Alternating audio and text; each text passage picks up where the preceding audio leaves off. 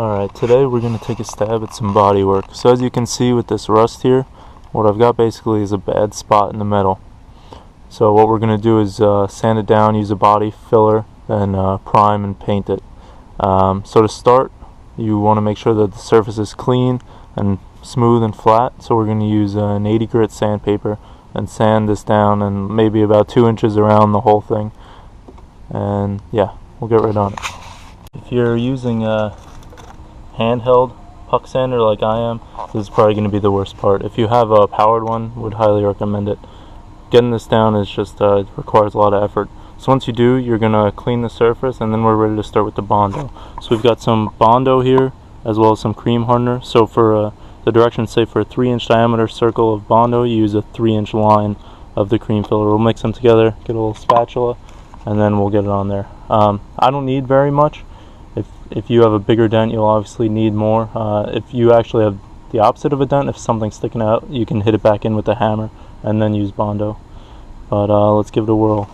So once you've mixed the proper amount of Bondo and hardener, you're going to apply it to the surface. You want to get it as smooth as possible so that way there's less sanding later.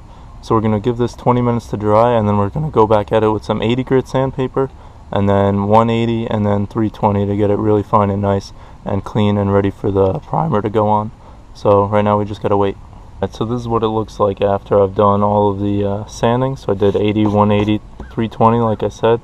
It's pretty smooth. So now what I'm going to do is mask off the area around where I want to do. So I'm going to get some old newspapers and tape, so I'm not spraying anything else, and then we're going to spray some primer down, probably about 2 coats. This is just some, you can get it from AutoZone, Rust-Oleum Universal Primer. Just make sure it bonds to metal at the very least.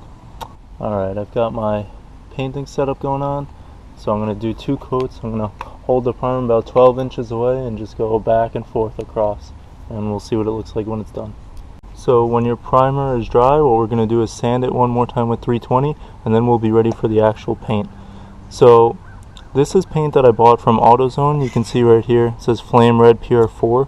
So if you're not sure about the official color of your vehicle, you can come around to the driver's side, open the door right here, and it'll give you your VIN, and you can look that up and it'll tell you, or right there, I don't know if you guys can see, but it says paint PR4, and you can just Google it. And so this one is called Flame Red.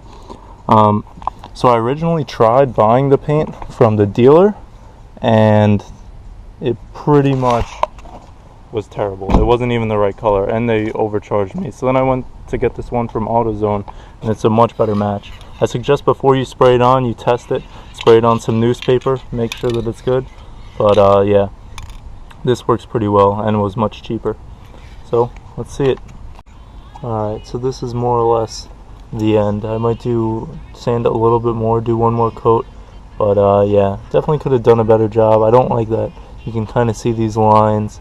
I think next time I would push the box out farther and try and fade it more. Also next time I would definitely get a powered sander. I think it could do a lot better, getting a nice even surface. I'll probably end up doing this again in, like, I don't know, less than a year, because this really isn't that great, but I got the general gist of how it's done.